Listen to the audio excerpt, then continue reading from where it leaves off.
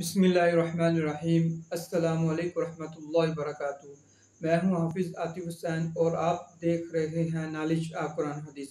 آج میں آپ کو اس ویڈیو میں حدیث کے بارے میں بتاؤں گا۔ حضرت عبداللہ بن عمر رضی اللہ تعالیٰ عنہ سے روایت ہے کہ رسول اللہ صلی اللہ علیہ وآلہ وسلم نے ارشاد فرمایا، ما سوا دو اشخاص کے کسی پر بھی رشک نہیں کرنا چاہیے۔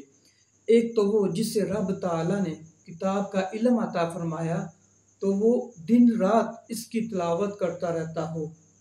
دوسرا وہ جسے رب تعالیٰ نے مال عطا فرمایا اور وہ اس سے صدقہ دیتا رہتا ہو۔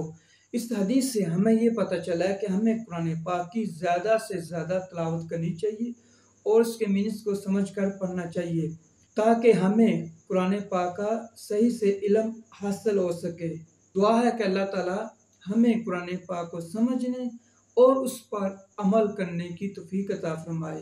اگر آپ کو ویڈیو اچھی لگی آپ لائک کیجئے، شیئر کیجئے اور میرے چینل کو سبسکرائب کیجئے اور ساتھ ہی بیل آئیکن پر کلک کریں تاکہ میری ہر آنے والی نئی ویڈیو آپ تک پہنچ سکے۔ اس کے ساتھ اپنے میزبان حافظ عاطف حسین کو اجازت دیجئے۔ اللہ حافظ، فی امان اللہ۔ السلام علیکم ورحمۃ اللہ وبرکاتہ۔